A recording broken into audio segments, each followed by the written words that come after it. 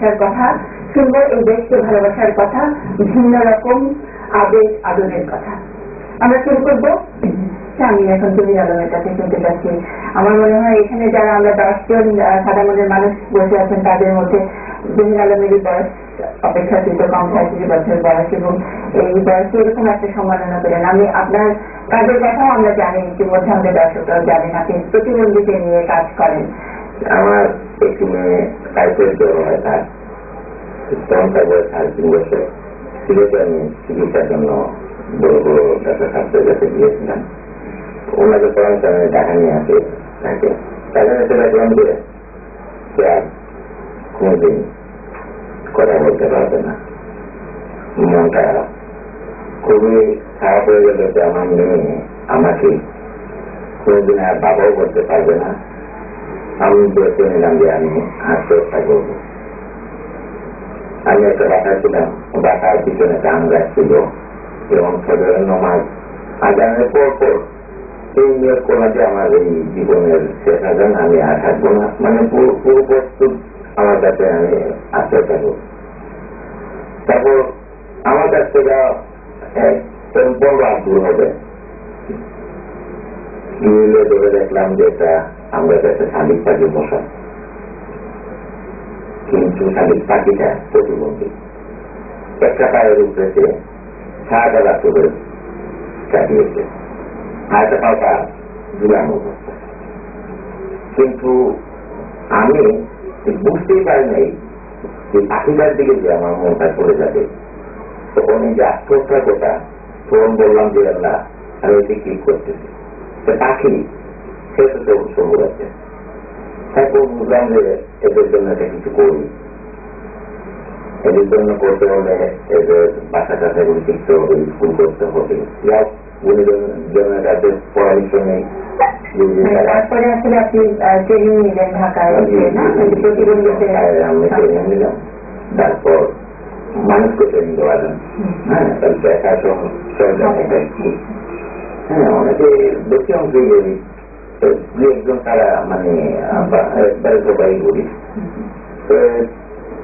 অনেকে খাবার দিতে হয়, অনেকে গিয়ে নিয়ে আসতে হয়। তো আপনাদেরকে বলি যে আমার আসলে আমি সাধারণ একজন দেখতে বেঁচে গেছি না। তো আমার প্রচেষ্টা হলো যে আমার মেয়ে যদি কথা শিখে, আমার মেয়ে যদি লেখাপড়া শিখে, তো হবে না।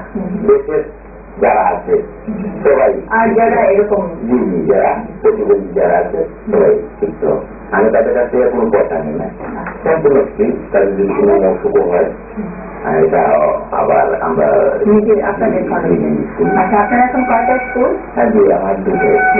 এটা খরচটা কিভাবে? যেহেতু সাজালাল একটা প্রাইভেট স্কুল আমার দুটো বিজনেস বলি, এই বিজনেস এটা আমিও এটার একটা আমার ওয়াইফ একজন স্বামী স্ত্রীর হাই দিয়েছি।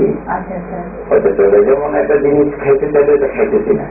হ্যাঁ, বুঝতেছি যে এরা দেখা শিখুক, এরা বাসা শিখুক। হ্যাঁ, এটি মনে বুঝলাম যে জীবনের সবচেয়ে বড়। মেয়ে থেকে এখন 200 মতন প্রতিবন্ধী বাবা হিসাবে আছে, সবাই বাবা নাকি। অনেক অনেক ধন্যবাদ দিদি। আমরা একটু কথা শুনবো সেই আরেক আপনার মতনই আরেক শত সন্তানের বাবা।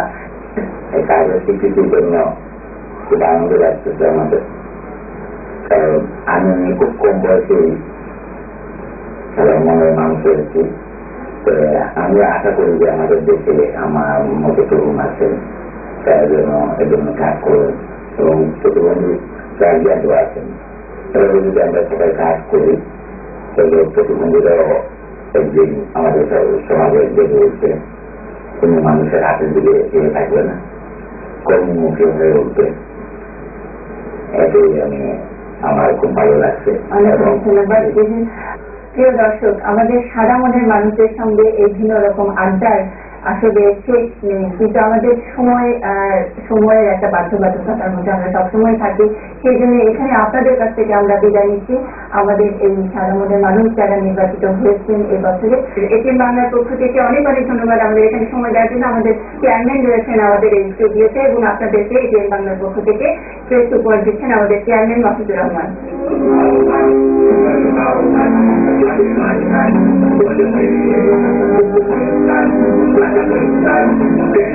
you.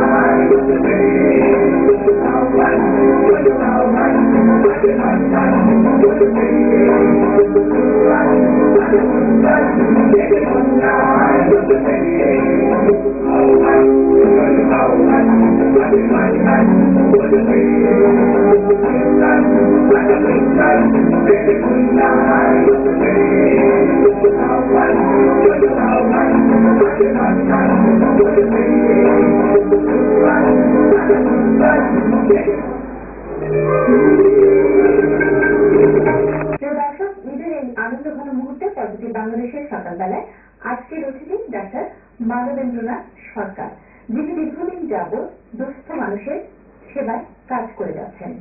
তার সাথে কথা বলার আগে চলুন আমরা দেখি তার মতো করে এই চিন্তা করে যে আমার ভিতরে যে একটা জ্বালা যন্ত্রণা ছিল, এই পাখিটা দেখে ঠিক ফজরের আগাম ছিল শুনেছে, ওই পাখিটা দেখে আমি আমার মন থেকে আত্মহত্যার যে কথাগুলো ছিল এগুলো আমি সব ভুলে গিয়েছি। ভুলে গিয়ে এই সময় প্রতিজ্ঞা করলাম যে আমি এদের জন্য, প্রতিবন্ধী শিশুদের জন্য আমি কিছু একটা করবো আমার সাধ্য অনুযায়ী। এই দীর্ঘদিন যাবৎ আমি এদেরকে নিয়ে কাজ করে আসছি। এই কাজ করার পরে আমার স্কুলে এখন বর্তমানে 130 জন ছাত্র আছে। আপনার স্কুল আপনি প্রতিষ্ঠা করেছেন? সাজালাল মকবুল স্কুল সাহিত্য থেকে। আর একটা আছে আপনার টঙ্গাশিলা মকবুল ইশারা স্কুল, আপনার সুনামগঞ্জ জেলা করছে, দুটো স্কুল। আপনার মেয়ের বয়স কত আছে? এখন আমার বয়স 16 বছরের মতো। 16 বছর। আচ্ছা, আপনার মেয়ের সাথে আপনার দীর্ঘদিনের একটা অভিজ্ঞতা আছে, আপনার পাশাপাশি একটা স্কুল আছে। আমি জানতে চাইছি আপনার মেয়ে এখন কেমন আছে, মানে সে শুরুতে যেমন ছিল এখন তার কতক্ষণ ইমপ্রুভমেন্ট হয়েছে? এখন তো আসলে তাকে আমি ওই মুখবুদ্ধি বলতে পারবো না, কারণ যেহেতু সে কথা যদি নাই বলে আমাকে ইংলিশ এবং বাংলা লিখে আমাকে বুঝাইতে